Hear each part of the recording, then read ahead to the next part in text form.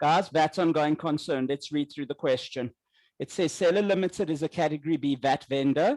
The company is looking to sell a commercial fixed property.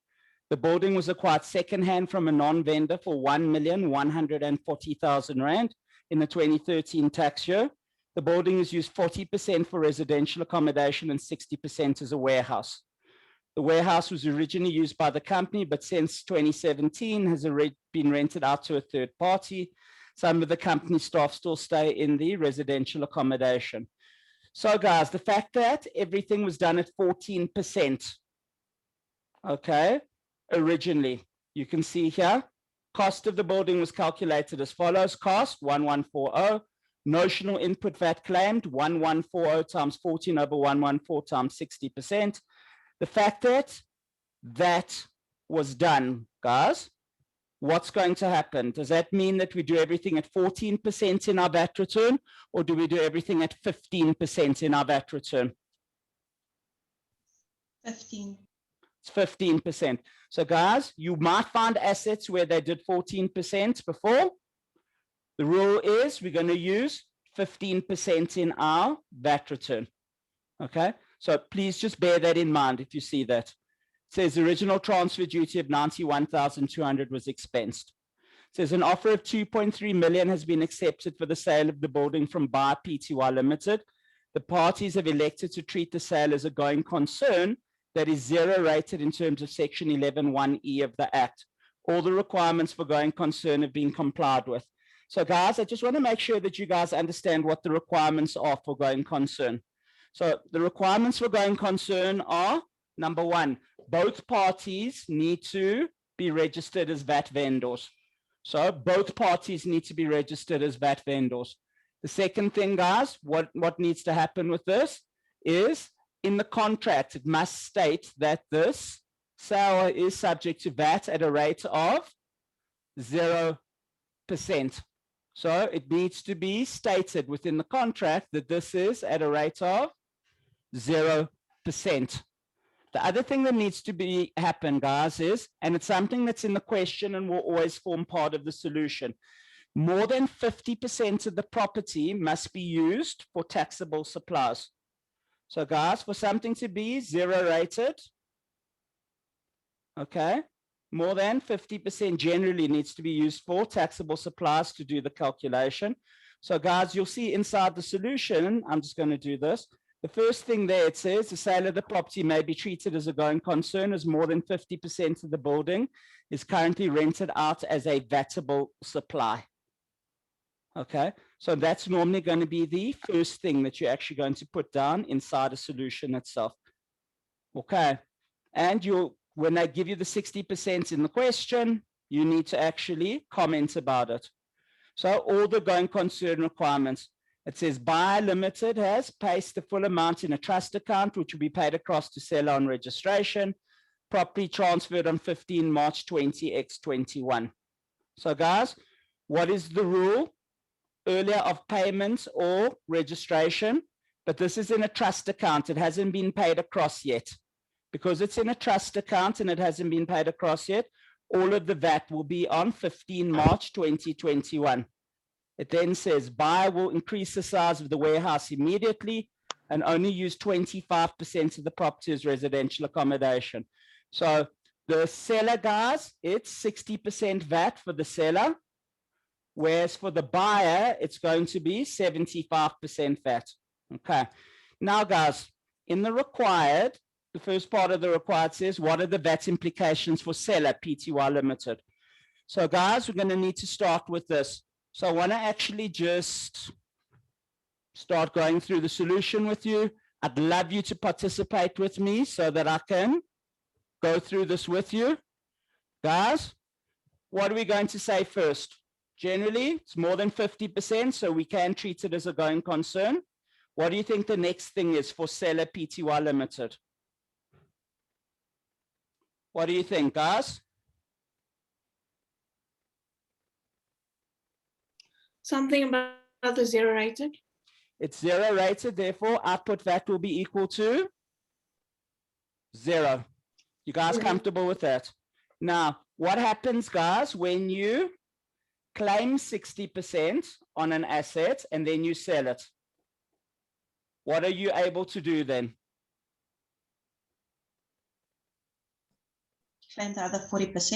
You're able to claim the other 40%. That's in terms of section 16(3)(h). You can claim it. I'm loading up just my legislation sheet now. And I'll just go to it now. But yes, you can claim the other 40%. What can you claim the other 40% on? What number? Lower of cost or market value. So inside this question, guys, what's happening? What was our cost? Our cost was 1,140,000. How much did we sell it for? 2.3 million. So what are we able to claim, guys? Sorry, I just want to open up the legislative sections.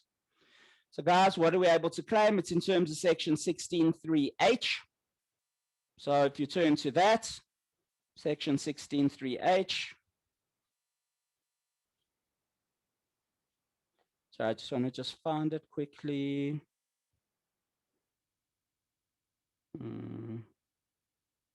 Sorry. There it is, section 16(3)(h). Guys, so it says, sorry, just make it a touch smaller, sorry. So it puts on the screen, there we go. It says A times B times C, where A represents the tax fraction, B is adjusted cost or open market value of supply, and C is the percentage that you need to use.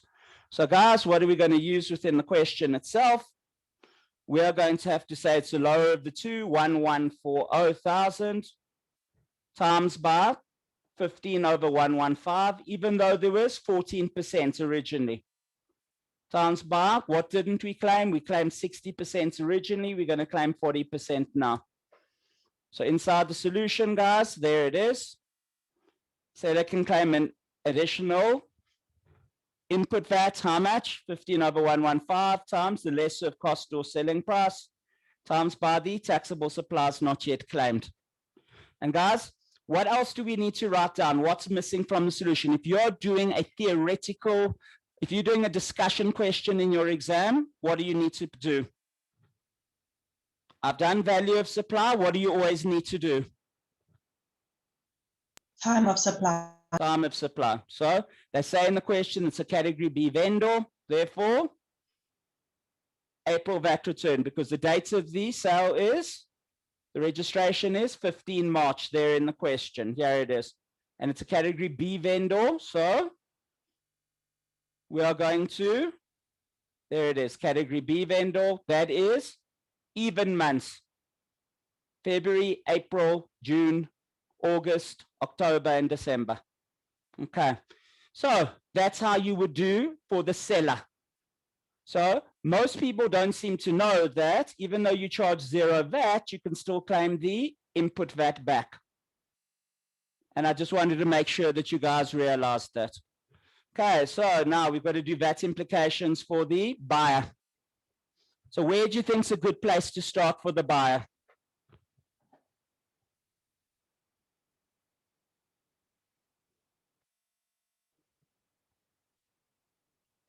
He's buying a building.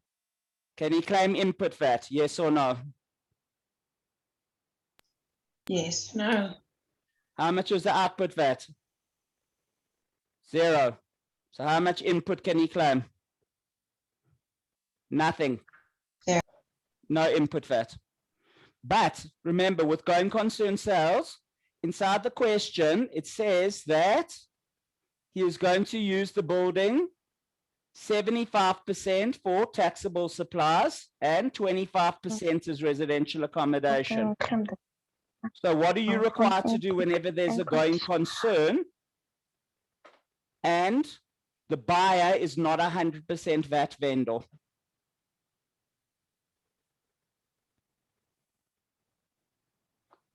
So inside your act, it's got section 18A. Going concern, output VAT by a buyer.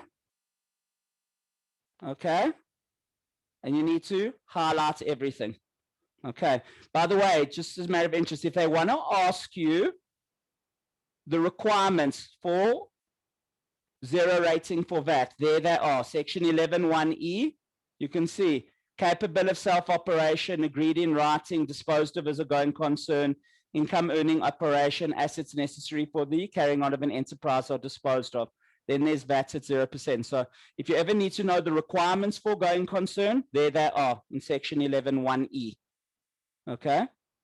But guys, here we go. Section 18A, going concern, output VAT by buyer.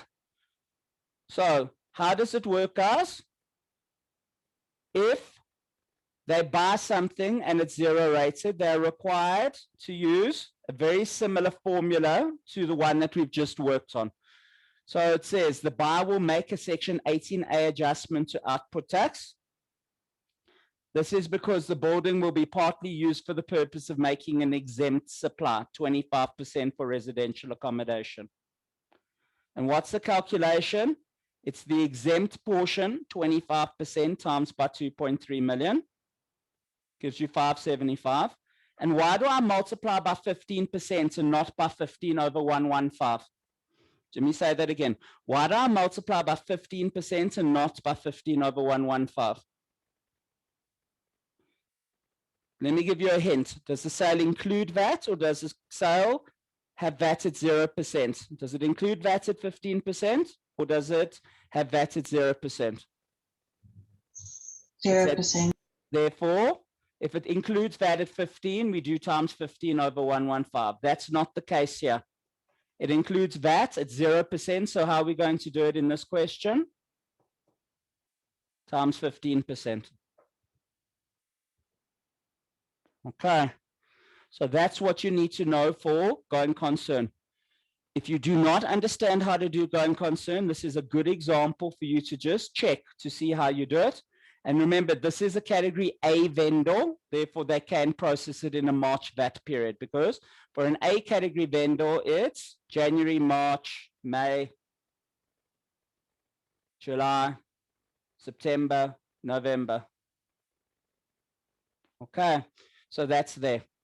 Okay, so this is me just revising going concern with you.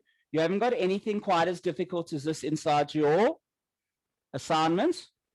So I'm covering my backside, but this is a fantastic example for you guys to revise going concern with.